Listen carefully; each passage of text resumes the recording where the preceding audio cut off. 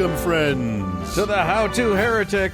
I'm Uncle Mark. I'm Uncle Dan. And I am Uncle Doug. And this is your user's guide to life on the outside. That's right. Leaving religion is the first step into a larger, better world. But it can also be a scary world.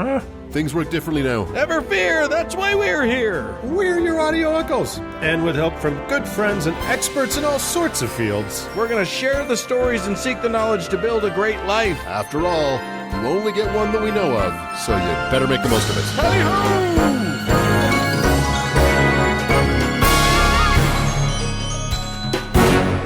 Oh my gosh, guys. Hello. Yeah. Oh my heck. My heck. You have the best gosh and heck in the tri-state area. Thank you. That's Wyoming, Utah, and Idaho, I take it. Yeah, correct. Yeah. So, and by the way, we do have to do a show one time, a segment one time about Mormon swears. Oh, for we sure. We should do that. That would be super fun, because I think a lot of people won't believe us. Life in rural Mormon country is Napoleon Dynamite, you guys. That is like a literal true. So anyway, here we are, episode 139. We are getting much, much closer to the legendary episode 140. 5-6 weeks away. I don't know how the math works, but it's a great show. And I'm going to start with a little travelogue to La Belle France. Ooh, and then I'm going to, I'm going to add to our list of cults with one so utterly benign and boring that we'll all have forgotten about it by next week. Yay! I don't know. I feel like there are some ladies with some interesting branding that could tell you differently. There are some people who won't be forgetting about it for sure. Yeah. And I'm going to tell you all about whether or not you should believe in the Old Testament. Spoiler: you should not. Yeah, probably. It would be best for everyone if you didn't. Yes, indeed. Not believing in the Old Testament is like staying indoors until this all blows over. It's just gonna make society a lot safer. And people out there, don't forget, we got merch. We've got all kinds of great merch. You can go to the howtoheretic.com, click on Heretic, and the world of retail joy will open up before you. And we're on YouTube as well, so you can start buy if you like our YouTube stuff. What the hell else do you have to do? Yeah, and like Uncle Mark says, you can track down specific segments we've done. Our friend Vern is working on that project of getting all our segments onto YouTube. So if you have a friend who's struggling with a particular issue or a particular subject or the like, you can send them a segment rather than a whole show. We do this for you. Yes, out of love. Yeah, of some kind. I'm not for something. Yes. So with that, let us do the show.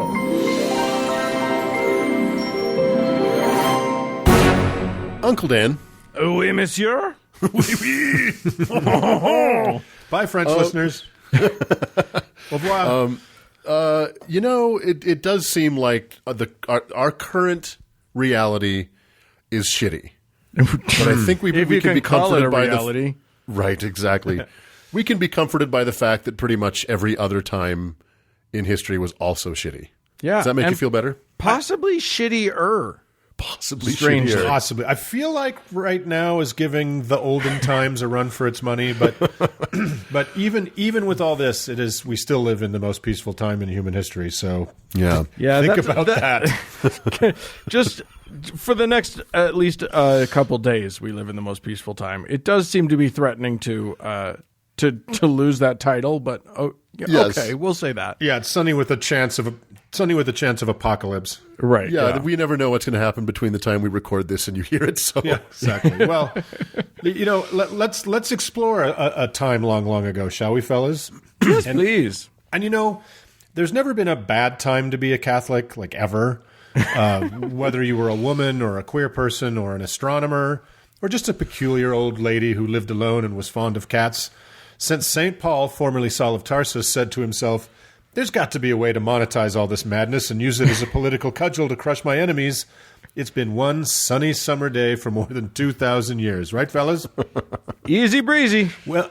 Well, it turns out it's never been a bad time to be a Catholic, even for wealthy, privileged, and connected Catholic clergy as well. Well, Weird. except for this one time. Follow me, if you will, to the tranquility of Loudun, France, in the sleepy 4th decade of the 17th century. And by tranquility, I mean a nation in turmoil with the Protestant Huguenot revolts, the constant crisis and palace intrigues and instabilities of the Louis, and a continent in the midst of the 30 Years' War, tranquil. And it is this provincial but apparently quite nice little town of Loudun, France, in the years of 1632 to 1634, that is the stage for today's gruesome drama, that of Father Urbain Grandier and the Devils of Loudun. I first became aware of this story when a friend showed a 19-year-old me the very fucked up and conceptual 1971 Ken Russell film version of this dreadful moment in history, and it rattled me.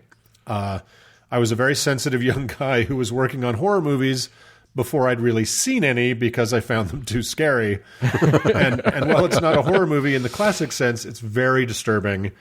And as far as I can tell, it cleaves pretty damn close to the known facts of the incident. We watched this on Halloween one year, guys. Do you remember that? Yeah. Was I there? Yeah. Remember the heretics? I don't think I was there. You were there. Anyway. You were there. Anyway, born into a wealthy family in 1590, Urbain Grandier entered the priesthood at a young age and was appointed by his influential uncle to be the parish priest of Loudun. And also, he was appointed to a more powerful position as canon of the Collegiate Church of St. Croix, ahead of several more elder, more qualified, but less connected candidates. He was also I want that position, the position of canon. Yeah, he was a canon. That's Nobody awesome. knows what that means. He was also something most priests then and now are not. He was young, very good-looking, highly educated, well-spoken, and apparently fun in an irreverent way, and also a social climber. Having replaced a gray, cruel, rickety old priest, the people of the town were excited by Grandier's energy and his wit, most especially the ladies of the town with whom he flirted maybe a little too openly. In fact, Grandier wrote an entire book inveighing against the unnatural and forced celibacy that priests had to endure for their whole lives. This turned more than a few heads, well beyond Loudun, including in Rome and Paris. One such head it turned was one you wouldn't want to turn all the way round to notice you, that belonging to Cardinal Armand Jean de Plessis, also known as Eminence Rouge, but best known to history as Cardinal Richelieu. Yes... He's the villain of the Three Musketeers. Yeah. If Father Grandier was a cheeky monkey of a social climber, Cardinal Richelieu was King Kong. By the years in question, he had not only achieved the rank of cardinal within the Catholic Church, but had survived loads of attempts on his position and even his life in the stabby snake pit of the French royal court to rise not only to chief minister of King Louis XIII, but also First Minister of State, Governor of Brittany, Grand Master of the Navigation, Secretary of State for Foreign Affairs, and Secretary of War. I love these titles. I know. I want to be Grand Master of the Navigation, which would be awesome because I get seasick looking at a picture of the ocean. So quite the resume. After the king, Richelieu was the most powerful person in France, and some argue that he was indeed more powerful than the young king himself. So Richelieu looks around France, sees overly powerful regional nobility with their armies and their fortifications, sees those pesky, seditious heretics, the Huguenots, occupying some of those same fortifications, sees all of it as a threat to the crown, to the church, and himself, and decides that's enough of that shit. So the order is given to have the bulk of those walls and castles torn down, centralizing the authority of the crown as the only legitimate legal and military power in the country, and obviously that of the church as well. So among those that resisted this order was Father Grandier. He didn't join in the anti-Protestant fervor of most of his co-religionists of the day and kind of radically wanted to get along and even protect the Huguenots of Loudun. This greatly irked Richelieu, who made his displeasure known. Grandier's response was to write a satirical poem skewering the imperious Richelieu for his pretensions to power. This, it turns out, was to be a terrible mistake on Grandier's part. Yeah. So that's like writing that's like thinking that you can beat Trump by pissing him off. Yeah, you just don't want to get involved with that. Just going guy. to make an enemy for life, and he's so dumb he might actually do some damage. That's right. So in addition to being a little too arrogant for such a dangerous time and too charming for his own good, Grandier went beyond the flirting mentioned above. He's believed to have fathered more than one child with different women, including the daughter of one of his closest allies, Louis Tricant, the public prosecutor of Loudun. This infuriated his friend, who joined the growing list of Grandier's enemies. He even approached the young daughter of a powerful local nobleman and convinced her to marry him, infuriating not only the family, but a guy named Pierre Menoir, who had been wooing her for years, who also happened to be directly connected to King Louis XIII personally. So Grandier was arrested. This whole crazy proceeding took place. It looked really bad for him. But when push came to shove, the case fell apart when the accusations were recanted because the families of the unwed mothers decided the shame would be too great to come forward. So he got lucky, but he got cocky. His luck did not last. There was a small, unimportant convent of Ursuline nuns in Loudun, and from all evidence, it seems the Mother Superior, one Jeanne d'Agnes, had become obsessed with the handsome, dangerously transgressive Grandier. Now remember, just because priests and nuns take vows of celibacy doesn't mean they aren't sexual creatures with all sorts of fantasies and desires. Any passing familiarity with the Catholic Church in the past decades proves that in the worst possible way. Right. So she asked him to become the confessor for her small clutch of nuns. He declined abruptly, saying he was too busy and refusing to even visit the convent in person. So spurned and jilted, she smoldered. It seems Agnes made her sexual dreams and nightmares about Grandier known to the man who filled the post at the convent Grandier had refused, one Father Mignon. He himself, one of the many local despisers of Grandier. Mignon decided it was witchcraft perpetrated by the philandering priest. The young, isolated, and fearful nuns under Agnes began admitting to their own nocturnal supernatural visits from Grandier in an increasing hysteria, very much like the events that led up to the Salem witch trials. Huh. Interesting. So, Grandier's enemies pounced, including Richelieu, of course, and he dispatched one of his lieutenants and a relative of Mother Superior Jeanne d'Agnes, a guy called, I'm so sorry, French people, what's about to happen, a guy called Jean de Laubardemont, it's like 40 words long, 40 letters long, to investigate, but really to railroad Grandier and rid him of that infernal priest. So the exorcisms of the Ursuline sisters of Loudun became something of a public spectacle, with each performance necessarily needing to top the last. Right.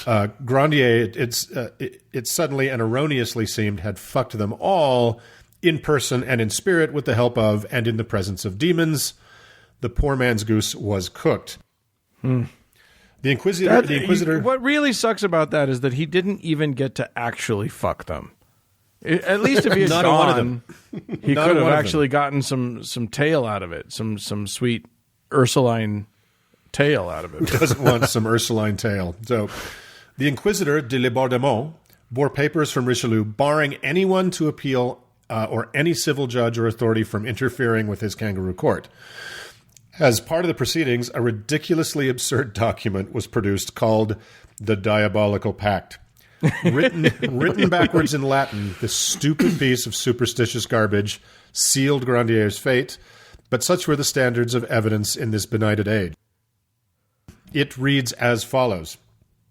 We, the influential Lucifer, the young Satan, Beelzebub, Leviathan, Elimi, Astaroth, together with others, have today accepted the covenant pact of Urbain Grandier, who is ours.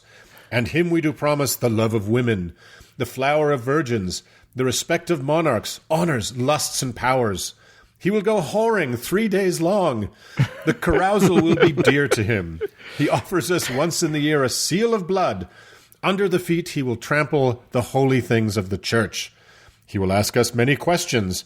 With this pact he will live 20 years happy on the earth of men, and will later join us to sin against God. Bound in hell, the council of demons. Signed, Lucifer, Beelzebub, Satan, Astaroth, Leviathan, Elimi, the seals placed, the devil, the master, and the demons, princes of the Lord. Balberith, writer. Okay. I think we're gilding the lily just a little bit with this thing. Yeah, I love it. While you were talking, I looked this document up. You saw a picture. It's hilarious. It's gorgeous. I love it. It's so stupid. And it's like a kid would write it for a Halloween haint, a scary thing with crayon, right? The signatures are hysterical. I'll post a picture of it. So His sentence was read out and is recorded for history, and that is as follows. We have ordered and do order the said Urbain Grandier duly tried and convicted of the crime of magic, maleficia, and of causing demoniacal possession of several Ursuline nuns of this town of Loudun, as well as of other secular women, together with other charges and crimes resulting therefrom. For atonement of which we have condemned and do condemn the said Grandier to make, I don't know how exactly you say this, amende honorable, his head bare, a rope around his neck, holding in his hand a burning taper weighing 2 pounds. That seems important. How much does the candle weigh, though? How much? Before the principal door of the church of Saint-Pierre du Marché, and before that of Saint Ursula of this town, there on his knees to ask pardon of God, the king and the law. This done, he is to be taken to the public square of Saint Croix and fastened to a stake on a scaffold, which shall be erected on the said place for this purpose, and there to be burned alive, and his ashes scattered to the wind. We have ordered and do so order that each and every article of his movable property be acquired and confiscated by the king, the sum of 500 livres, first being taken for buying a bronze plaque, so they're going to do some decorating, on which will be engraved the abstract of this present trial, to be set up in a prominent spot in the said church of the Ursulines, to remain there for all eternity. Wow. Okay. And before... go ahead, sorry. Well, it's almost done. And before proceeding to the execution of the present sentence, we order the said Grandier to be submitted to the first and the last degrees of torture concerning his accomplices. How would you like to be standing before the judge and hear that, guys? Well, I love that it goes on a little bit of a journey. Yeah. Because the first third of it is like, okay, you're going to have to get on your knees and say you're sorry. Yeah. You were a bad boy. And you got to think he's like, okay, I could do that. Yeah. No problem. And then it takes a turn. Yeah, he knew what was coming. So, yeah. This is going to get... By the way, you don't feel very motivated to do the whole... get on your knees and ask forgiveness thing when you know what's coming afterwards, regardless of what you do. Right. Like at that point, I would never get on. I would be like, you get to see my middle fingers forever now. Yeah. It's kind of hard to get motivated after that sentence, but yeah. So this is going to get gruesome. Be warned.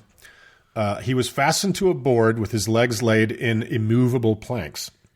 De Laubardemont and his torturers carefully exorcised all the implements of torture so the demons could not ease Grandier's pain. Oh, that's then nice. Set to work pounding wedges between the planks in his legs, shattering his leg bones. Oh, my God. After each blow, he was given the opportunity to confess, which he would not. After 45 minutes or so, something called the Spanish boot was fastened to his ankle and foot. Think of it as like it's kind of an iron ski boot full of spikes that's also a vice. And after being made red hot in the fire, it's cranked down on the body until it totally shatters the bones and destroys the flesh. He was then ordered to be put to what the court called the extraordinary question, where the mouth is wedged open and gallons of water are forced down the throat. Think of waterboarding, but with a fire hose. So, yeah. Despite these agonies, he never confessed because, of course, he couldn't. He didn't use demons to possess these women. That's not a thing, for fuck's sake. So, right. And what would confessing do him? They weren't going to let him off the hook. Exactly. So you might as well have that last bit of integrity before the right, grave. Yeah. So they dragged him in a donkey cart to the square where his enemies were seated in a VIP grandstand, congratulating each other and celebrating with wine. As his legs and feet were pulp, he was unable to stand, so he was tied to the stakes, seated on an iron chair. In the humane standards of the day, he was going to be strangled prior to the fire. He kept trying to speak, but the priest threw water in his face and smashed him in the mouth with an iron crucifix, so he couldn't. As a last act of mean girl barbarity, the executioner found the inquisitors had tied the customary strangling rope in knots, preventing him from administering a slightly more humane murder, and then they lit the pyre before he could improvise another garrote. So a very conscious Grandier screamed until the fire filled his lungs, to the horror, shock, and delight of the 30,000 assembled witnesses. Oh, wow. His enemies in the VIP section sang and toasted their success in framing this problematic but ultimately innocent man. The appearance of a large black fly buzzing around the condemned's head confirmed for his murderers that he was indeed guilty, as it was surely Beelzebub, Lord of the Flies. That's his actual title. There you go. As gruesome and injustice as this horror was, philosopher Michel de Certeau believes it marked a key milestone for the emergence of Europe out of the medieval period and toward the Enlightenment. It was one of the last and certainly one of the most high-profile trials for witchcraft in France, and even those that were ambivalent about Grandier saw it as a farce and a miscarriage of justice. Add to that many of the nuns recanted during and after the trial, including, shockingly, the Mother Superior. And it's speculated now, as it was even at the time, that the silly diabolical pact I read to you a minute ago was in Agnes's own very particular handwriting. So I haven't read the 1952 Aldous Huxley nonfiction novel about this nightmare called The Devils of Loudun, but as I mentioned before, the 1971 film The Devils, based on Huxley's book, is pretty bananas, and like I said, seems to track with what's known about these events, despite being a little conceptual and psychedelic. Not a family film, just FYI, if you're interested in watching.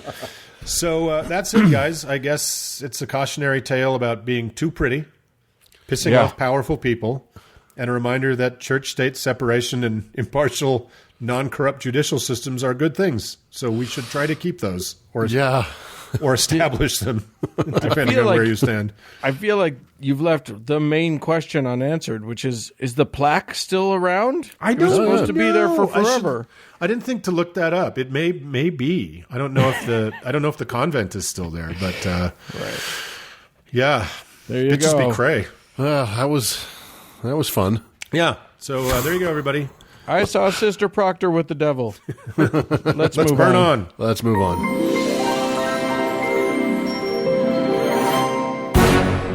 Hey, Uncle Mark. Yes, Uncle Dan. Listen, I'm having a party over at my house. I hope you'll come to it. I'm going to be selling. I'm going to be teaching you how you can make a fortune selling a product that I think you'll really believe in. Tell me more. There's no way you can lose, because here's what you do.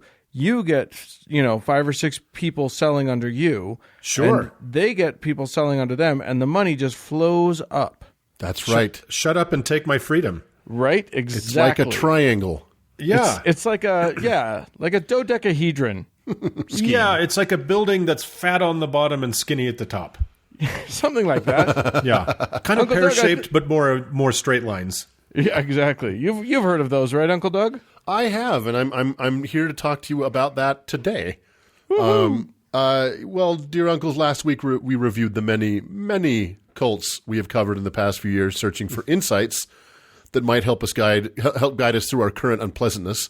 I feel like we didn't really land where we needed to with that, which is just that Donald Trump is trying to turn us all into the anthill gang. Exactly. I feel like we didn't get there.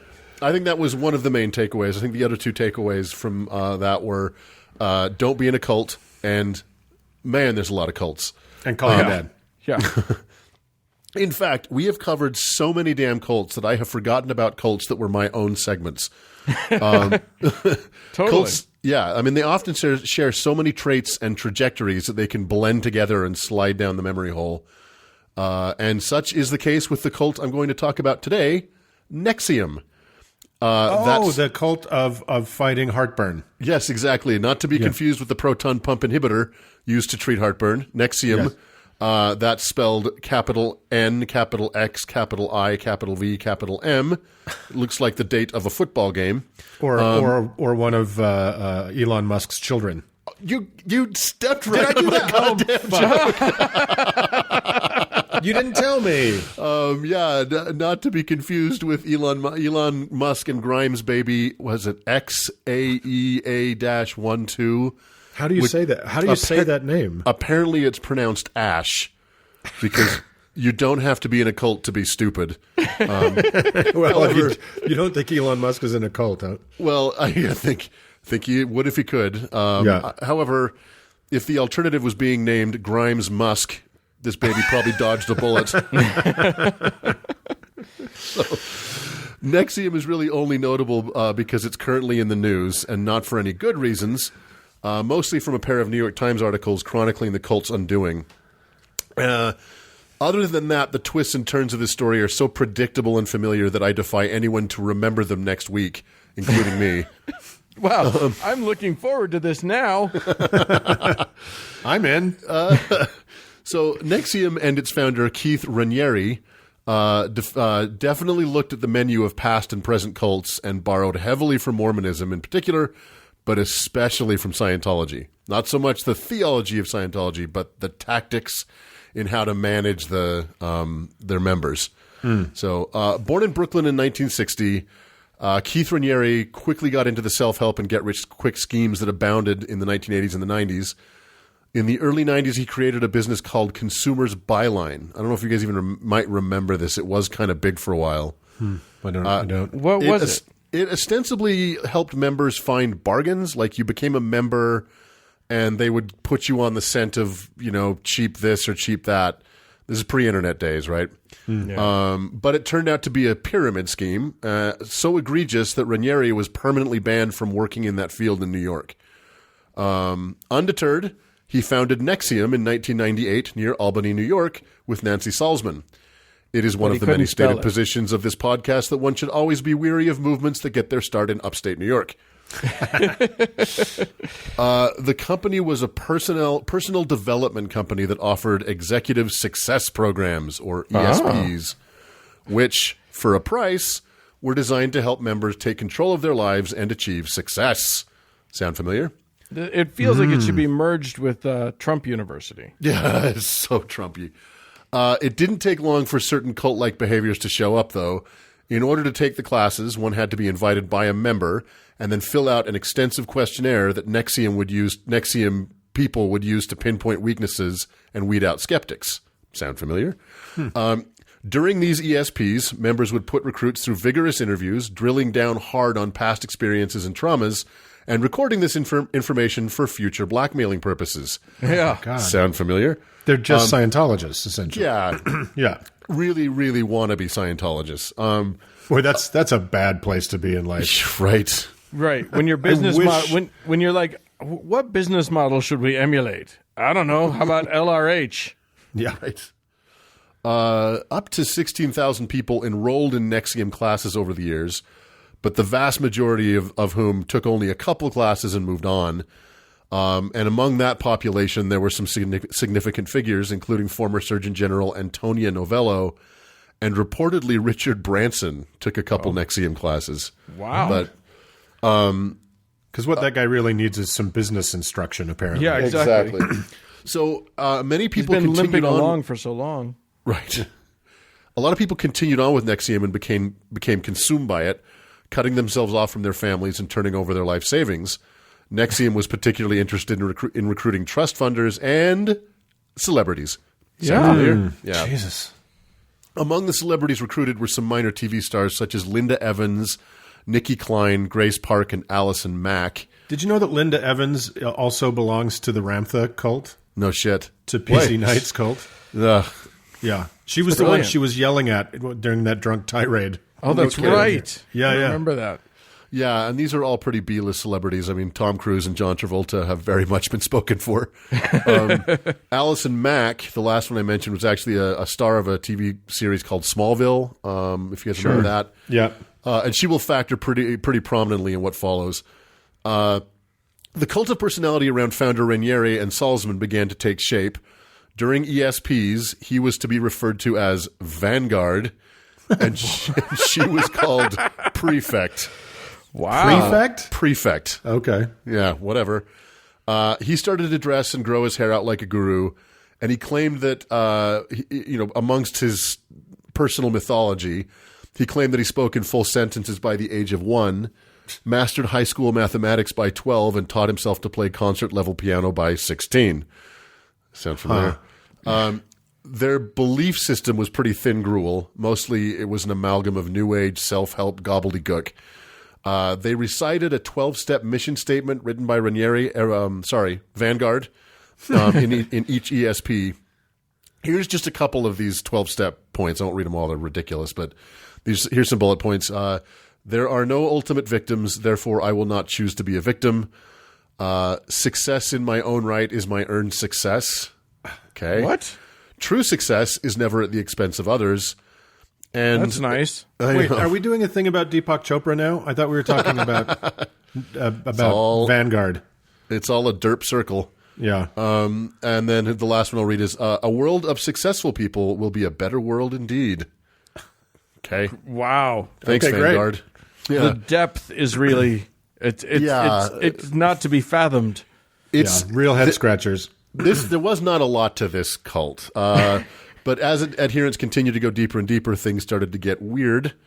NXIVM began to gather intelligence on local politicians in case they ever needed to blackmail them, including New York Governor Eliot Spitzer, New Jersey Attorney General Ann Milgram, Senator Chuck Schumer, and Roger Stone, among others.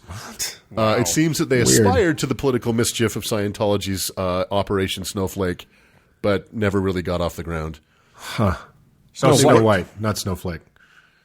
Oh, yeah, whatever. Correct me on air. Jesus Christ. Well, you were wrong.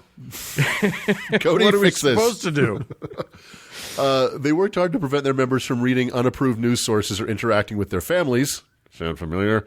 Raniere even founded his own news organization to spread propaganda to his members, which he humbly called the Knife of Aristotle. Oh, fuck off. Oh, that's amazing. So, as Raniere developed his belief system, other strange things. I know, right?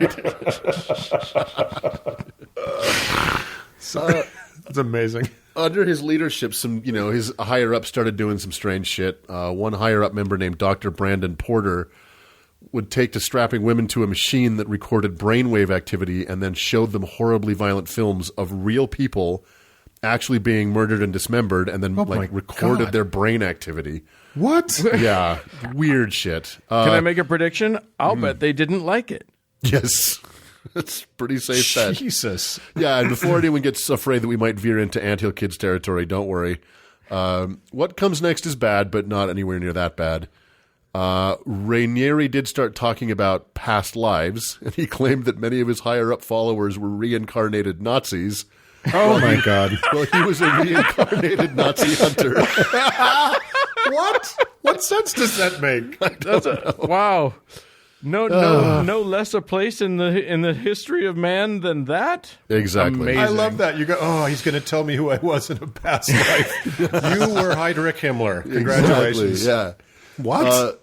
I know, it's strange. Herr Goebbels, is that you? Truly, yeah. I think one of his higher-ups was Goebbels. Anyway, Fuck. all of this cult-like behavior served to fleece the hell out of the members and to groom women for Raniere's sexual appetites. Oh, shocking. And this really all got out of hand when in the early 20-teens, actress Alison March, remember her, started an organization within NXIVM called DOS, D-O-S, which stands for Dominus Obsequious Sororium, which is supposed to be a Latin phrase meaning master over slave women. What? But isn't. I know, right? Because Dominus does mean master, but obsequious in Latin means obsequious. Right. And sororium doesn't mean women, so whatever. Right. Oh, my God. But yeah, there was this. I got to tell you guys, if you hear me yell bingo at any time, my cult bingo card is lit. Yeah, Yeah. right? I'm checking all the boxes. I'm It's going so for dumb. blackout. There was a lot of slave master mentality in this cult. So Hot. once a woman was sufficiently brainwashed and isolated, she would be selected by Mac and others to be initiated into this cult within a cult. And they would be stripped naked, held down on a massage table, and branded with the initials of Raniere. Wow. This branding was just above the hip and was done with a cauterizing iron and could take up to 30 minutes Oh, my God. of excruciating pain. You need a better brander. Yeah, right? How about just a brand? Yeah, exactly. And it's a Fucking get a- cauterizing iron. It's like a soldering iron. Like you know? I'm good with my hands. I could be in and out 15 minutes. The scar that was left behind was grotesque, and it further isolated these women from the outside world for fear of having the brand discovered. Yeah. And then these women, of course, would then be sex slaves for Raniere. By 2016 and 17, the pressure from enough former members and families of current members caused a federal investigation, which led to the arrest of Raniere in 2018 on several charges, including sex trafficking and conspiracy to commit forced labor. In that same year, Allison Mack was arrested on similar charges, and at this point, the meager house of cards fully collapsed. In 2019, Nancy Salzman, who was one of the original founders, pleaded guilty to racketeering and criminal conspiracy.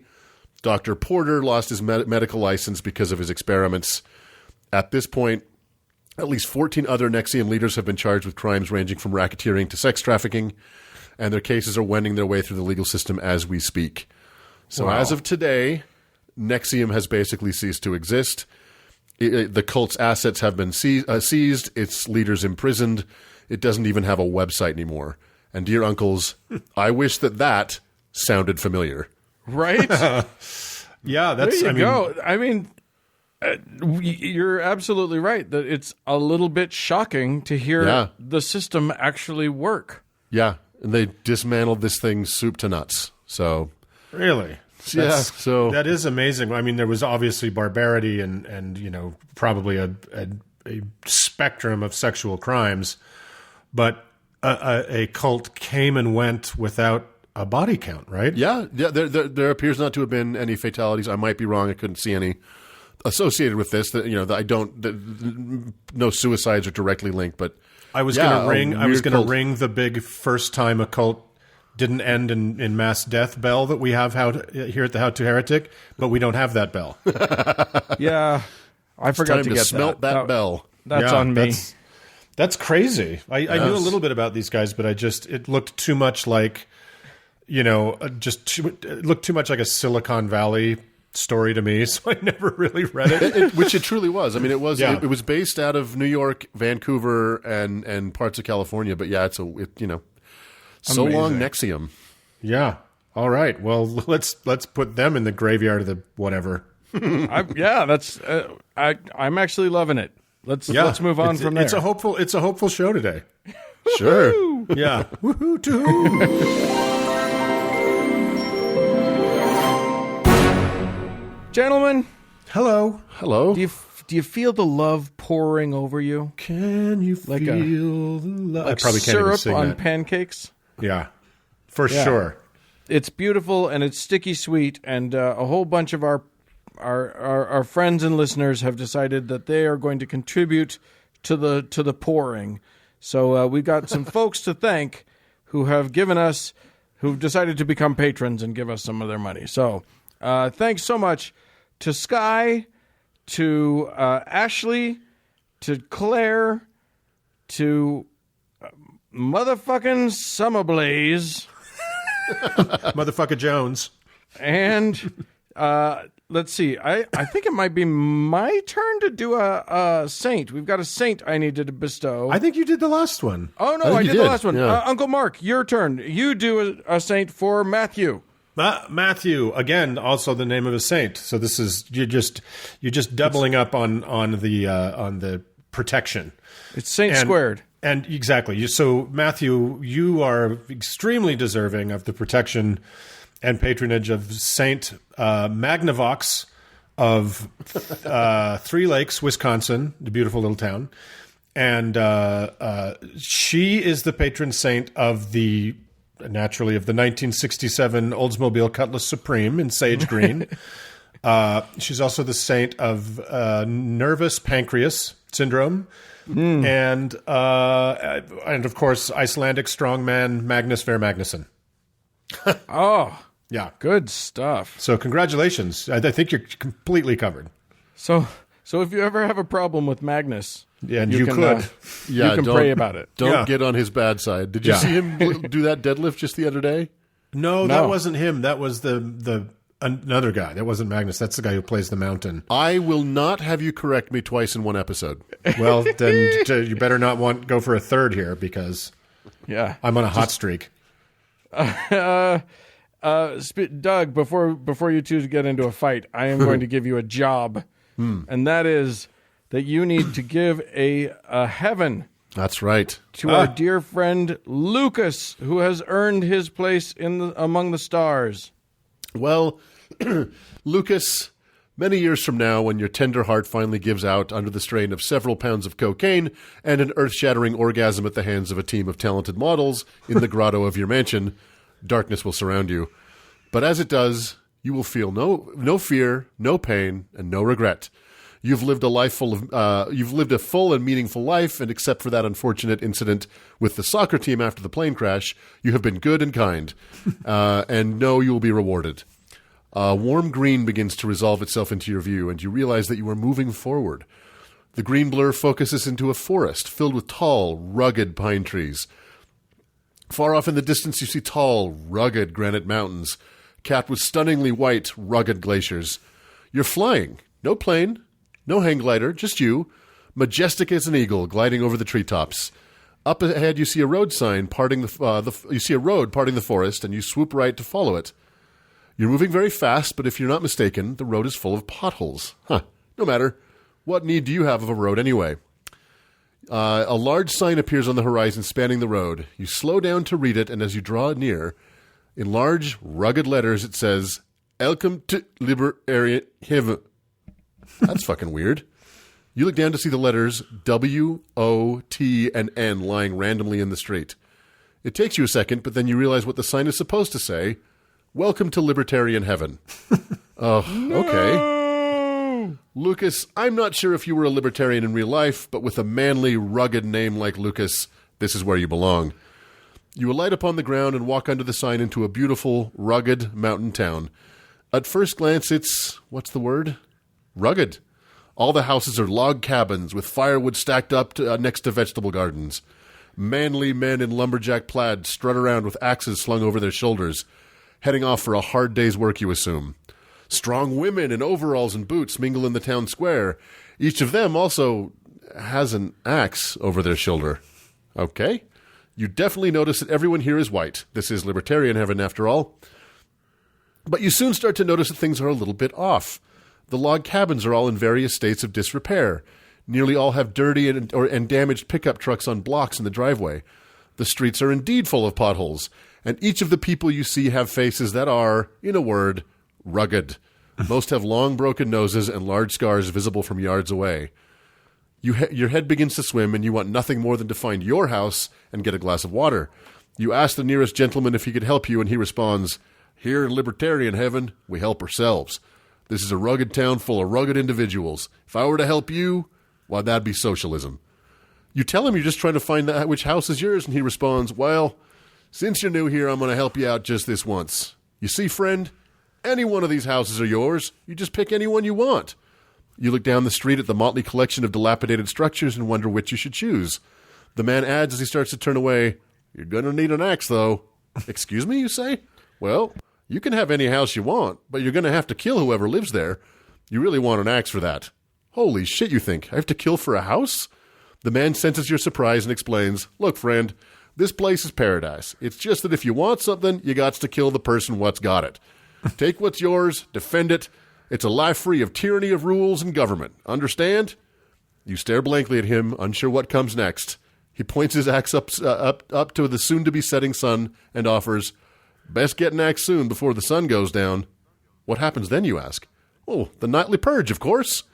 Somehow you muster the wherewithal to ask, "Where can I get an axe?" The man turns around as he walks away and says over his shoulder, "I'd find a feller with an axe and kill him. Good luck."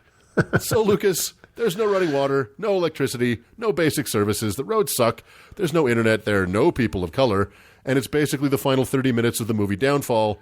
But you are free from any government overreach, onerous rules, and stifling regulation. So enjoy your eternity of nightly axe warfare. Wow. An eternal Galt's Gulch. Congratulations, Totally. Lucas. Sounds I hope you delightful. enjoy that. Yeah. Listen, if you, dear listener, who isn't Lucas, are thinking to yourself, wow, I could sure use a slice of whatever it was that Doug just gave Lucas, you can go to howtoheretic.com and follow the link to the Patreon where you can start to donate to us, and that's a nice thing to do. And if you can't afford to do that, which a few of us can't because it's, we got this this pandemic on still. Got this depression on. Please feel more than free to give us 5 stars and only 5 stars at any of your finer podcast purveyors, and we'll sure appreciate you there.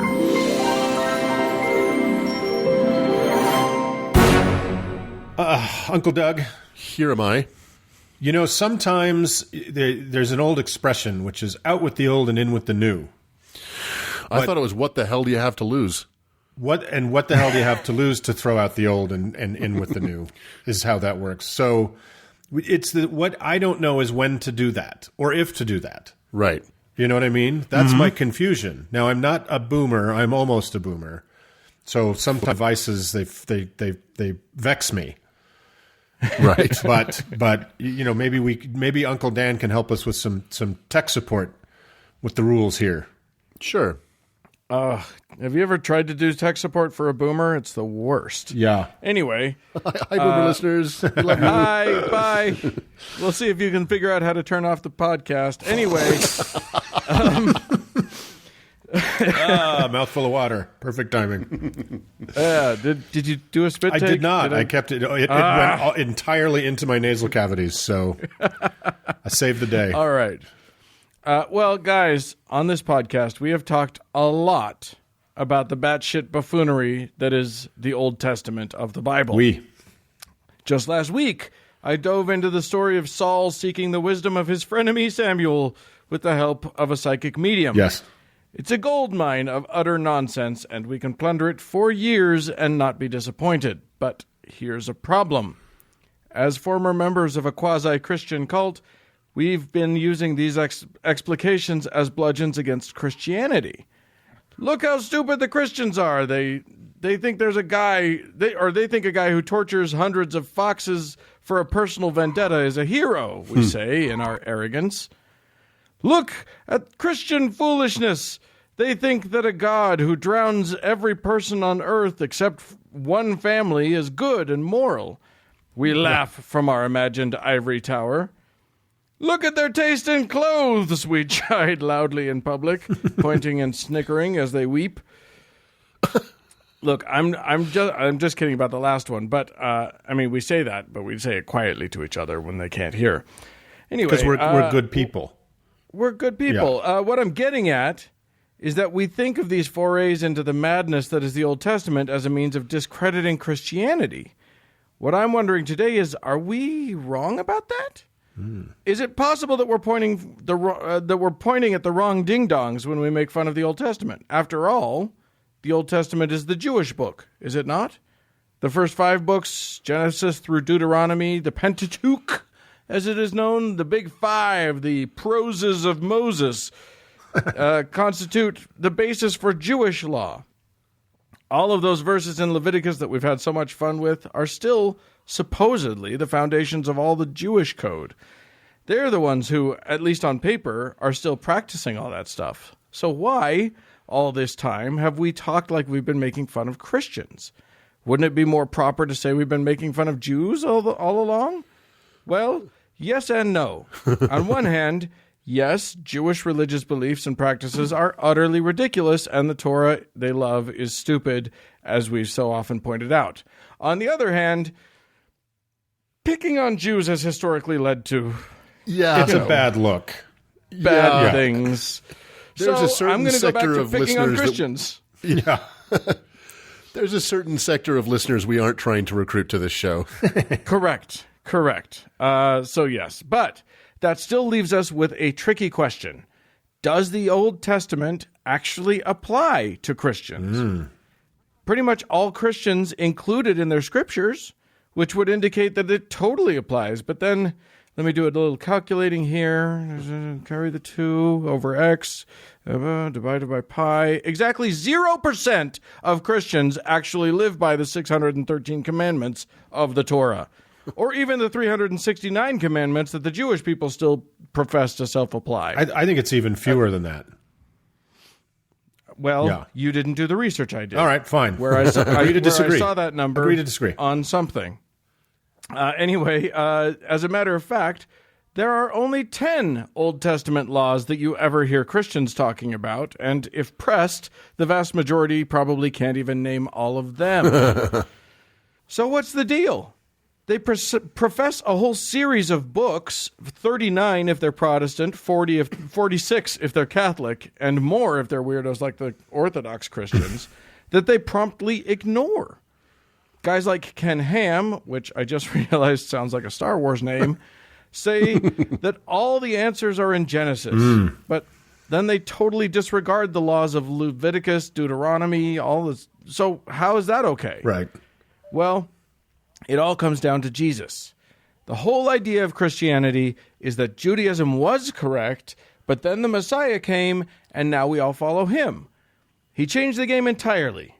He said we could eat whatever we want, for example. In Mark 7, he said, quote, "Don't you see that nothing that enters a person from the outside can defile them? For it doesn't go into their heart, but into their stomach, and then out of the body." Boom! Owls and weasels are back on the menu, baby. Oh, thank God. I've been hankering for an owl. Right? Yeah. I just think, and I got to say, I read a comment in a YouTube video that I watched for this, and the guy was very adamant that what that scripture actually meant was not that we could just eat whatever we wanted, but that it doesn't defile you when you eat the thing. It's when it comes out of you as poop that you're defiled. Well, then if you just never poop. Boom. Yeah. No defiling. Yeah. I personally love that scripture because it marked, in history, a very, very good day for breakfast, but a very bad day for pigs. 100%. Absolutely. Anyway, look, Romans 7 goes much further in terms of letting go of the old laws. It somewhat confusingly tells us that when Christ died, so did his followers' connection to the old law. Quote, "But now, by dying to what once bound us, we have been released from the law so that we serve in the new way of the Spirit and not in the old way of the written code." So, right. yeah, maybe we're not supposed to obey those old laws. Galatians chapter 3, verses 24 and 25 are a little less confusing and even more straightforward. "So the law was our guardian until Christ came, that we might be justified by faith. Now that this faith has come, we are no longer under a guardian," meaning the law. Right. Hebrews 8, verse 13 is even more explicit. "By calling this covenant new, he has made the first one obsolete, and what is obsolete and outdated will soon disappear." Well, suck on that, Moses. I wish. Yeah. Right? You're out of date. You're done, son. I mean, if I were a Christian, I'd be a little worried by the prediction that the Mosaic Law would, quote, "soon disappear." Yeah, head to the Exodus, Moses. Right? Yeah, boom. I think, considering the fact that there are still plenty of Jewish people around the world practicing those laws 2,000 years later, that disappearing soon thing might be problematic. But, soon can mean a lot of things. Yeah. So, what are the new laws? What are the rules Jesus is using to replace the hundreds of old laws? Laws that encompass everything from how you cut your hair to where you're supposed to stand when your friend goes to get something to secure a loan that you're giving him. Well, Christians are pleased to announce that they've boiled it all down to one law, which is outlined in Galatians 5. "For the entire law is fulfilled in keeping this one command, love your neighbor as yourself." Yeah. Love! Yeah. That's the only law. Now, instead of driving yourself bonkers trying to remember whether you can or can't eat squirrels or how many birds you're supposed to sacrifice every month for the sin of menstruating, there's only one law to remember. It's so easy. Yeah. So, if the New Testament is so clear that everybody can disregard the Old Covenant, then why do Christians still read the damn thing? Why do they see it as anything but an outdated bunch of writing by theological primitives? Well, it's the Bible, silly. Obviously, you can't say one thing very clearly without also presenting the exact opposite point just as clearly. Yes. Sometimes on the same page. Right. Indeed. Literally a few times. Yeah. The New Testament constantly refers to the Old Testament as Holy Scripture. In Luke chapter 24, Jesus tells his followers about how important they are, about how important they, meaning the Old Testament laws, are, which makes sense considering he's positioning himself to be the fulfillment of so many of the prophecies in it. Right. You can't be the Messiah that the Old Testament has promised if the Old Testament is bullshit. Am I right? It tracks. So, yeah. So Paul says to his main man Timothy, quote, all Scripture is God-breathed and is useful for teaching, rebuking, correcting, and training in righteousness. Now, considering the fact that the Old Testament was kind of a work in progress at that moment, Paul could only have been referring to the old shit. And then there's the coup de grace. The big daddy. It's Jesus, his very self, just 5 chapters into the New Testament, in bright red letters, giving the most important sermon in the whole book, the Sermon on the Mount. This is Matthew chapter 5. Do not think that I have come to abolish the law or the prophets. I have not come to abolish them, but to fulfill them. For truly I tell you, until heaven and earth disappear, not the smallest letter, not the least stroke of a pen, will by any means disappear from the law until everything is accomplished. Therefore, anyone who sets aside one of the least of these commands and teaches others accordingly will be called least in the kingdom of heaven, but whoever practices and teaches these commands will be called great in the kingdom of heaven. That's pretty conclusive, if you ask me. Yeah. There you have it, straight from the horse's mouth. It's clear as day, the old laws still apply. Yeah. Of course, it's the Bible, so he spends the rest of the sermon talking about how obsolete the old laws are. Here's the thing. Jesus was the perfect cult leader. He was dynamic and uplifting with radical ideas that were so simple that they barely meant anything at all. The only law is love? Sounds great until you try practicing it for a while, and then suddenly you realize that my version of loving you is bumping up against your version of loving me, and even when everybody's loving everybody else, disputes still pop up, and somebody's got to sort it all out. That's why you have to have a second guy. A Brigham Young to follow your Joseph Smith. That's right. A David Miscavige to follow your L. Ron Hubbard. A Ma Anand Sheila to your Bhagwan Rajneesh. A hard-nosed asshole who lays down the law after the first guy sets up the pretend utopia. Well, that was Paul's job, and it was impossible. There's too many circles to square. You just can't do it. The answer is always both. So, in his second letter to the Corinthians, Paul came up with the out that has fucked up Christianity ever since. The concept that could very possibly be responsible for turning America into the dystopian, shit-burning dumpster fire that it is today.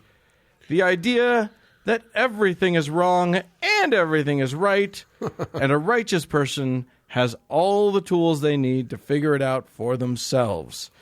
Quote, he has made us competent as ministers of a new covenant, not the letter of, but not of the letter, but of the Spirit. For the letter kills, but the Spirit gives life. Voila! Boy. We're all competent. Problem solved. And now everybody thinks that they know better than the experts on everything. Yeah. Great. Thanks, Paul. Yeah. Yeah. What an asshole. I don't think I've come to any decent conclusions on whether or not the Christians should give up on the Old Testament. I think they'd be crazy. They're crazy to hold on to it because it is, as we've discussed many times, stupid and terrible. And terrible. And yet they can't let go of it because Jesus told them not to. But they let go. The thing is, they let go of almost all of it, right? Like, the dietary restrictions, the bylaws about how to treat slaves. You know what I mean? All of the laws. Yeah. They let go of entirely, except that top 10. Yeah. Which are kind of meaningless because everybody understands that in just sort of by nature. Let's be honest. The only people who know the entirety of the 10 Commandments are atheists. That's so true. And also, this is the problem with malleable ideology. if it can mean anything, it also means nothing. And and the Bible is a perfect example of the meaninglessness of an ideology. So I think the American Christian heart lies in the Old Testament, not in the New, even though they kind of have Jesus as this Potemkin village frontman. But 100%. They do love the Old Testament laws for other people. Speaking as a gay man, my whole life I have heard what an abomination to the to the Lord I am. I'm right up there with oysters. Right? Yeah. So you're almost as bad as an oyster, Mark. I'm as bad Shame as the on you. lesser owl. But so they're happy for those rules to apply to other people, but never to themselves. Right. Well, and it's so interesting. I literally, I read the Sermon on the Mount for this piece, in part because one of the articles that I read was one that sort of rocked Christianity. It was written, I think, last year by a guy, I don't remember his name, but anyway, it asked the question: why are Christians trying to get the Ten Commandments up on in their courthouses and whatever? Why aren't they trying to get the Sermon on the Mount up there? Why aren't they trying to get the Beatitudes up there or whatever? Mm-hmm. Right. And so I read through the Sermon on the Mount, and you know what? I can't imagine a modern American Christian actually believing that stuff. All the stuff about turn the other cheek, literally it says if a guy hits you, you're supposed to let him hit you again. Well, what that really means is rather than hit him back. If you see someone in public wearing a mask, you should spit in their face. That's the meaning of that, right? Well, that's the thing. Is this fealty for the Old Testament by Christians over the New is, and this is not what we're trying to talk about today, but it helps explain Donald Trump, because Donald Trump is nothing like the character of Jesus whatsoever. But he's very much like several Old Testament characters, including David. Yeah. Yeah. It's kind of astounding when you realize that these quote unquote followers of Jesus have so little to do with what Jesus actually ever said. Yeah, absolutely. If you're not in their group and going to their church and following by the rules that their pastor has set down, they fuck you. Yeah, you can go to hell. Yeah, and fuck loving you. They're going to hate you. I find that the more demonstratively Christian a person is, like when you see, Christian in somebody's Twitter bio, they are borderline evil. They are, and it is the cruelty that is the entirety of the Old Testament that they're spitting out into the world. Right? Jesus is just window dressing. And and I think he's partly at fault because of what he said. He allegedly said, the alleged person Yeshua, in the Sermon on the Mount, that I am the laws. Right. I nothing changes. So I just love that he said, love everybody, let them hit you if they want to, give them everything, give up everything, don't be rich. And then Paul said, yeah, but you can discern for yourself. And everybody was like, cool, I'm going to hit people and be rich. Yeah, right. Exactly. Well, because it's to aspire to the expectations Jesus put on his followers is hard, right? Like it's different. Yeah. Give away everything you own for the kingdom of God and like follow me and all that shit. Yeah. But aspiring to King Cyrus or to David in the Old Testament is easy. Because they were terrible people. Yeah, and more emotionally satisfying. Yeah, I think to a lot of people. Because you don't deprive yourself of anything, right? You're just busy depriving other people of whatever you think is a problem, right? And because you love them, Mark. Because you love them. Because of the love of Jesus. And David is the perfect example of like an American Christian. You can be, as long as you are quote chosen, or as long as you are quote saved, nothing else matters.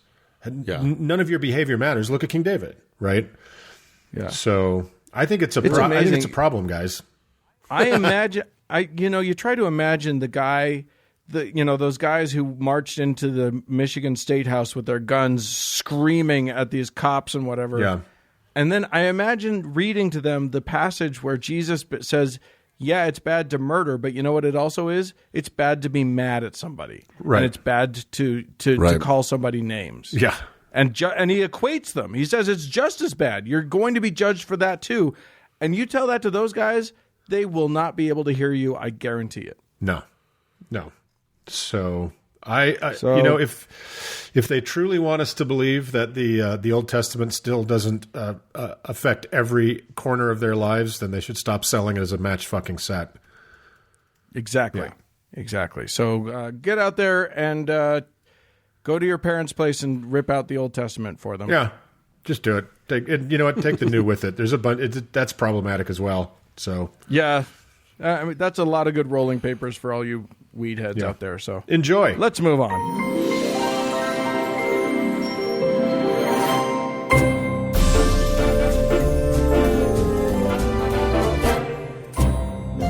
Well, friends, that's it for this week's show.